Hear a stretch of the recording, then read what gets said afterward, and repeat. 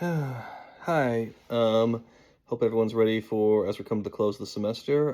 Rachel, thanks for your really great prompts on this really important issue. I wanted to respond to question 2. Chapter 11 emphasizes that religion and spirituality can function as protective factors, risk factors, or sources of harm.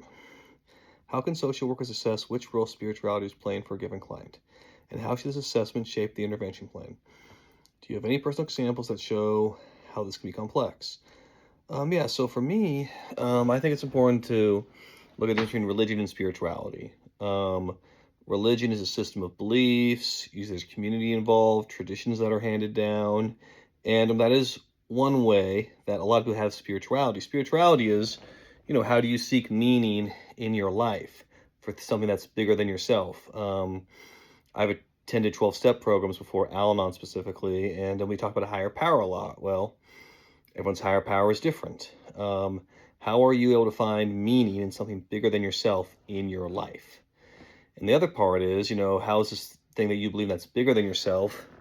How is it able to help you cope with the day-to-day struggles in your life? And to me, if I look at someone who's come from a religious background and they're using their faith more maybe in a legalistic way, like, hey, I should do this, not that, or it's a sense of guilt or shame, but if they're not using it to find meaning in their life or to cope with the difficult challenges that come, either the small challenges of day-to-day life to the very big ones, such as death of a loved one, if they're not using it in that way, then I would maybe have some concern and say, okay, let's talk about this.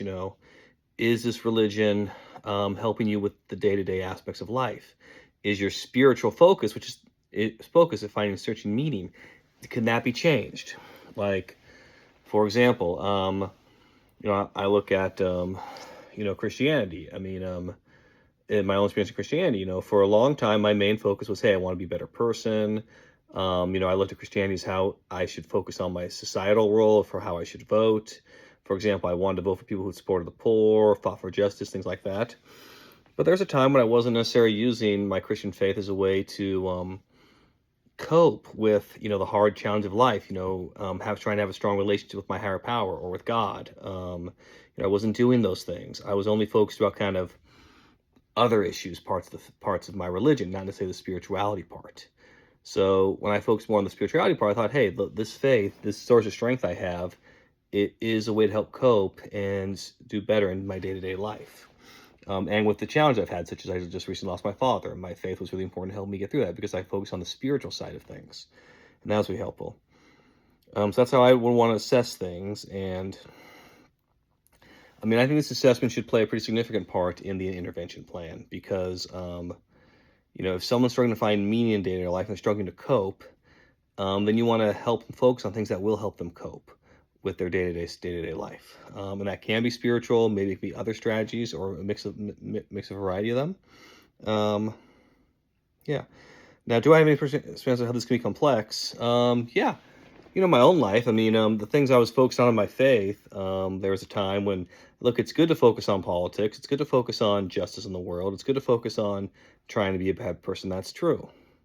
So that was good. Now, but I would say if you're not taking your faith or your spiritual tradition or religion and using it in your day-to-day life to help you cope, then that's a big part of the element that's missing.